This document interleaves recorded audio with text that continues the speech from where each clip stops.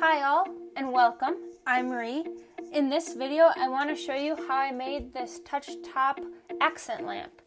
And I'm really excited about the mechanism inside this one, so it doesn't have to have any wires or cords running to an outlet.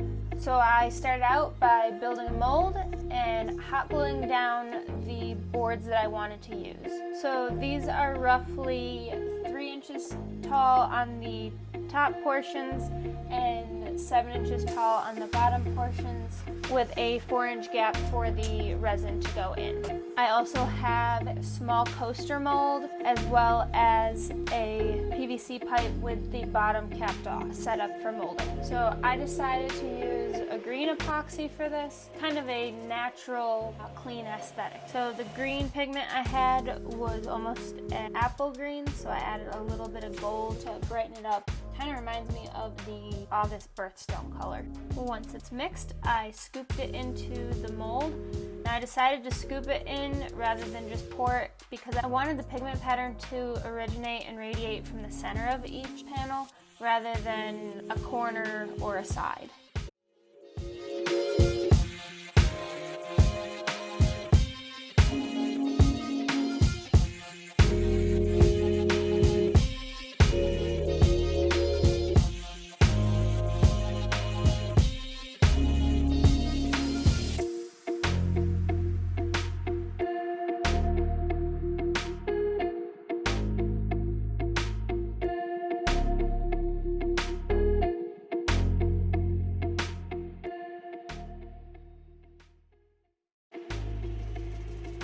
So about a day later, I demolded.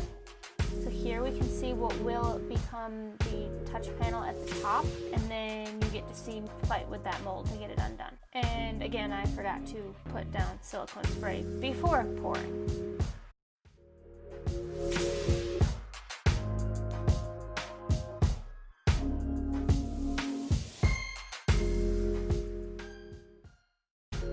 Some of my resin did run underneath, even though I had hot glued the pieces into place ahead of time. So they all stuck together and I had to cut them apart later on. But to start out, it's easier to sand a big piece, so I left them stuck together to begin with. I heated them up and I scraped off the excess and then sanded them. I didn't bore you with the high grit sanding, but I did make sure to wet sand these pieces because I do want them to come out transparent or semi-transparent. So I wet sanded them up to 2000 grit, and then I let them dry.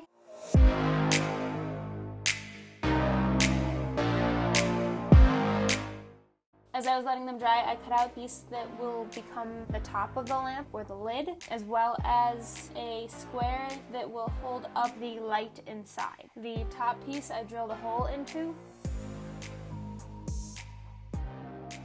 Back inside, after my pieces dried from the wet sanding, I applied a polishing compound.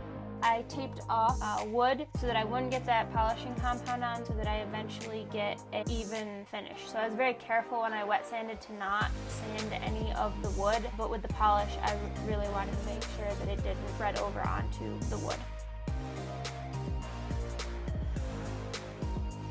And then I added my finish. I just used a Danish oil to bring out the grain pattern and give it just a natural looking finish.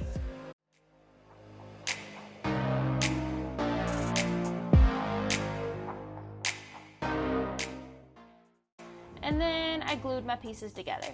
You can see I already glued together 2 of my panels, and I ended up going with a pinwheel pattern for attaching my sides rather than 2 long sides and 2 short sides. I had considered ripping down 2 of them to be smaller, but realized afterwards that the light that I had, kind of a hockey puck light, to go inside was too big if I had done that. So to keep the piece square, I just went with that pinwheel pattern, so there is a joint on each side. So here you can see I'm gluing in the shelf. I attached the shelf that the light will sit on between 1/2 and 3/4 of an inch below the resin. This way the light is completely below that window and won't be visible while the light is off. So I made sure this was square, and I attached a clamp to both ends. This end wanted to buckle a little bit, and I believe it was because as I was sanding the resin, it heated and it started to warp. So I had tried to unwarp them the best I could, but I know one of them was a little warped. Once it was glued and clamped, it gave me no problems. So as that was drying, I took the resin disc that we poured at the beginning. I used a 3/8 inch drill bit to drill about a 1/4 inch deep, and this will give us a place to attach a dowel to later on. Now, if you recall from the beginning, I tried to pour a resin dowel using a PVC pipe. That didn't work. Despite having put silicone inside the PVC pipe to begin with, it would not release. So we have all our pieces made. Here's our lamp base. It is ready for final assembly. I put a dot of hot glue into that hole that we drilled, put the dowel, which was already cut to the right length, in.